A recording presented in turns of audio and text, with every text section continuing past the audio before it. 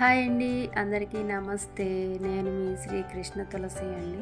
అందరు ఎలా ఉన్నారు? బాగున్నారా? నేనైతే చాలా బాగున్నానండి. మీరు కూడా బాగుండాలని మనస్ఫూర్తిగా కోరుకుంటున్నాను. నేను ఈరోజు గులాబ్ జామ్ చేద్దామని పిండి కలుపుతున్నానండి. అందుకోసం నేను ఒక పెద్ద ప్యాకెట్ తీసుకున్నానండి. దీంట్లో నేను కాచి చల్లార్చిన పాలు పోసి కలుపుతున్నాను. పాలు అయితే ఎక్కువేం పట్టవండి, చూసి మనం కలుపుకోవటం. పిండి కూడా మరీ గట్టిగా కలిపితే పగిలిపోతాయండి. అట్లా కాకుండా స్మూత్గా లూజ్గా కలుపుకోవాలి. కలిపి నేను పక్కన పెట్టానండి ఒక 5 నిమిషాలు. ఈలోపు నేను బెల్లం కొట్టుకున్నాను. బెల్లం కూడా కొలత ఏం లేదండి, నేను సుమారుని వేసుకున్నాను.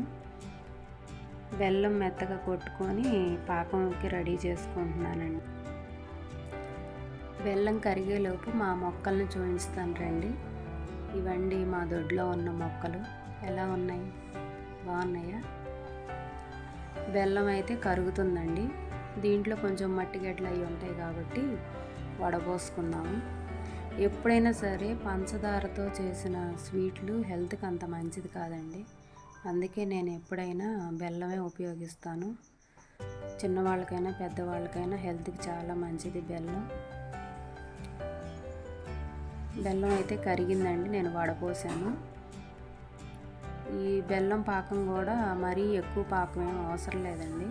కొంచెం మనం పట్టుకుంటే చేతికి అంటుకుంటున్నట్టుగా ఉంటే సరిపోయిద్ది.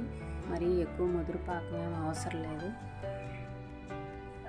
ఎప్పుడు చేసుకునే వాళ్ళకైతే అర్థం అవుద్దులేండి పాకం ఎట్లా ఏంటి అని. తెలియని వాళ్ళ కోసం చెప్తున్నాను.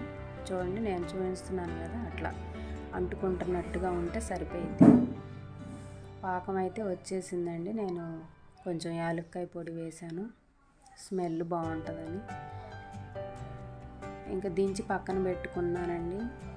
ఇంకా గులాబ్ జాములు అయితే నేను రెడీ చేసుకుంటున్నాను.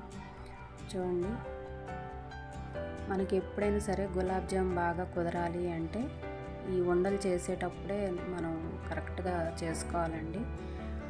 మనం ఉండ చేసుకునేటప్పుడు బాగా స్మూత్గా రౌండ్గా చేసుకుంటే పగుళ్ళు ఏమీ లేకుండా నీట్గా ఉంటే మనకి గులాబ్ జామ్ పగిలిపోకుండా ఉంటాయండి ఏగేటప్పుడు.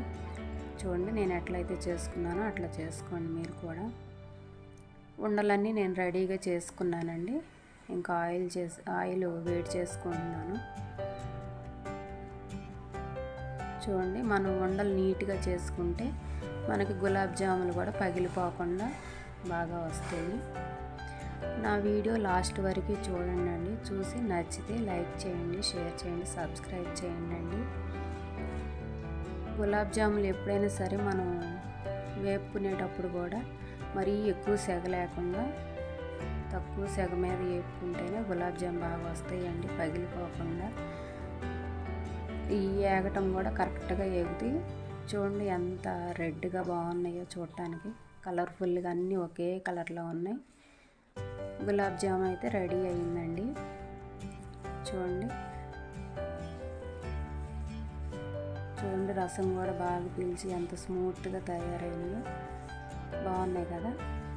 నా వీడియో నచ్చిందని అనుకుంటున్నానండి. Please subscribe.